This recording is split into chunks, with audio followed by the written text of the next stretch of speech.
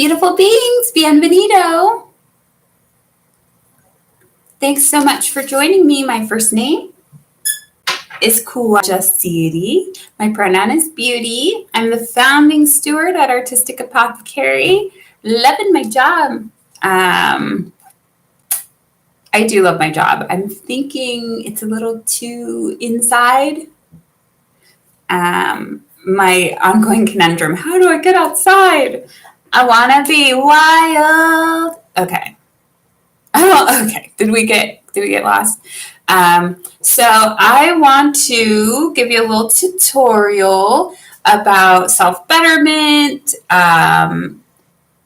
like cutting out negative patterns and regulating your emotions.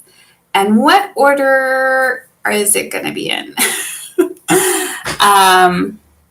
I think first I had to realize, right, there's negative patterns in my life that I want to cut out. So for myself, I started noticing when, I call it reaching for toxicity, when I was reaching for toxicity, when things were happening in my life and I wanted change. I wanted to move towards pleasure and ease, but I realized I was moving towards like chaos and toxicity. And so whatever those ways are, starting to notice it, document it, track it, and then finding the root cause of that action and behavior through journaling, therapy, talking, crafting, praying, and then allowing yourself to feel into that. Like sometimes there's like grief, sometimes there's frustration or anger that like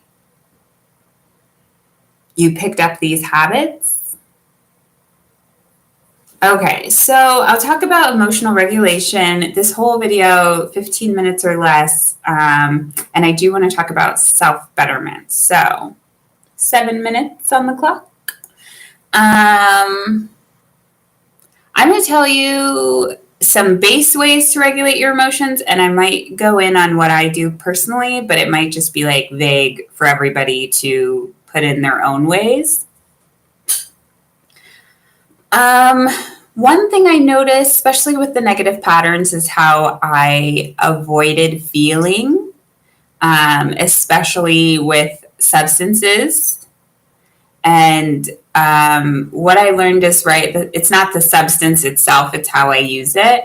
And so instead of numbing my emotions, now I use substances to ease my emotions. Because personally, when I feel my emotions, just the response in my body feels like lava. I'm heating up. Sometimes I'm just like jittery. And I noticed just how uncomfortable that was. But if I like microdose something, I feel just more ease in my body, but still cognizant and available to do the work of feeling and expressing and exploring my emotions. I also I noticed my mind is like racy. And so I found ways to soothe and slow my mind. And I personally make a tea, but whatever that is for you that slows the mind, right? So the first thing is like easing the physical body and then soothing and slowing the mind. And then I noticed I like kind of like physical movement. Also, there's just, like I was saying, that jittery angst. I just need to get moving.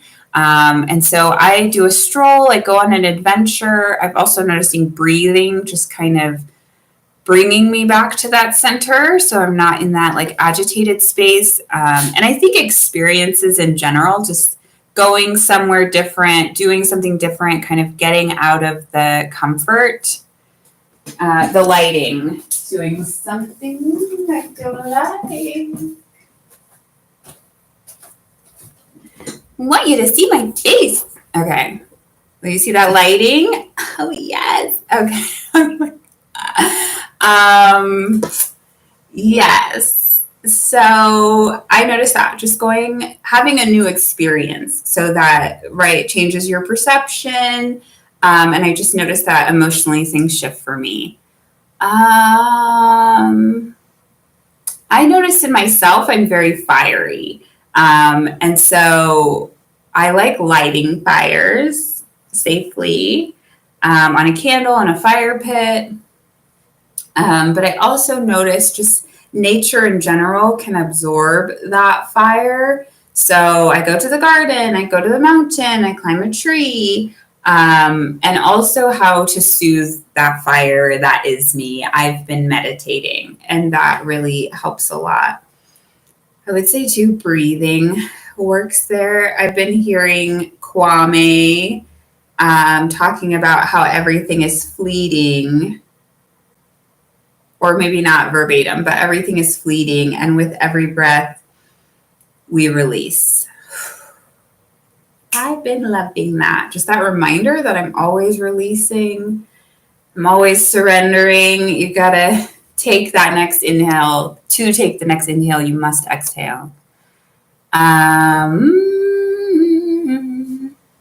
I like learning. I think this kind of goes with the betterment, but like learning how to regulate your emotions. So getting a book, a video, just ways to learn and comprehend yourself. Maybe you're journaling. Maybe you're getting some growth tools. We're talking about breathing, meditating, learning what works best for you so that you can implement it in your life. And then expressing in general, either through a journal, a confidant, a therapist. I've been noticing in my clothes, I've been doing a lot of emotional expression and regulation. I'm like, these colors make me happy. These colors make me depressed. And really just focusing on the joy in the clothes and like expressing emotions that I want to express, convey. I was going to say submerge in, not quite the word, but we'll go with it.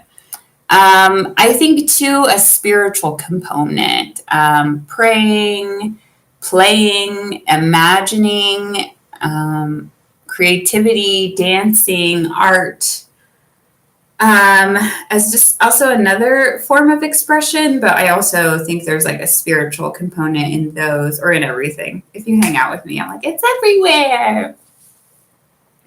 So now we're 7 minutes on the clock. We are doing self-betterment. So we got another 7 minutes, 8 minutes.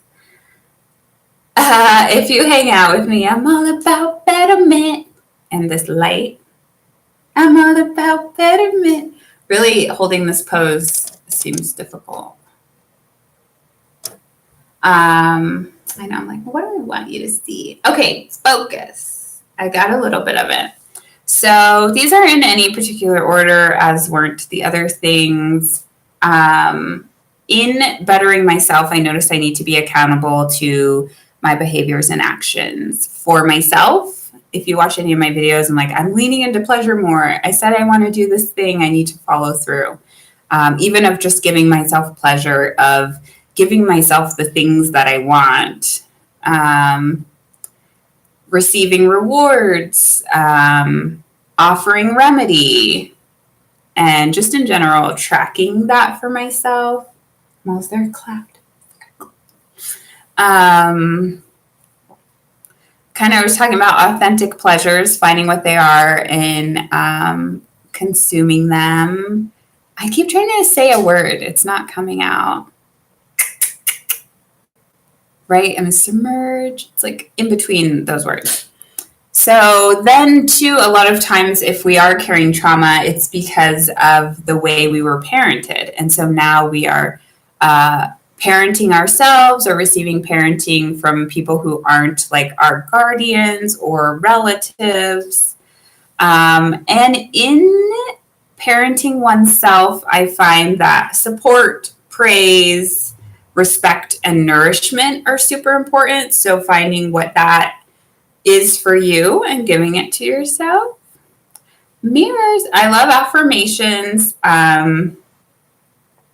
don't have that many mirrors in my house in general, so maybe that's why I'm like, oh, mirror play. I just like not that into it. I'm like, I'm more like someone who like looks into a stream and I was like, you're beautiful, or like a window passing by. But I do have a mirror, and I started I started telling myself that I'm beautiful. And now I find myself, when I catch my reflection and just kind of mosey on by, I notice my reflections like, excuse me, didn't you want to tell me something? And it's been kind of a cute game that I've been playing with myself. It's like, you're beautiful, and being sure to affirm myself in some way. Sometimes it's like more specific. But sometimes it's just general. You're beautiful. What can I do? What can I do? And affirmations in general, I have some like affirmation cards that I made. Just taking space, circadian, to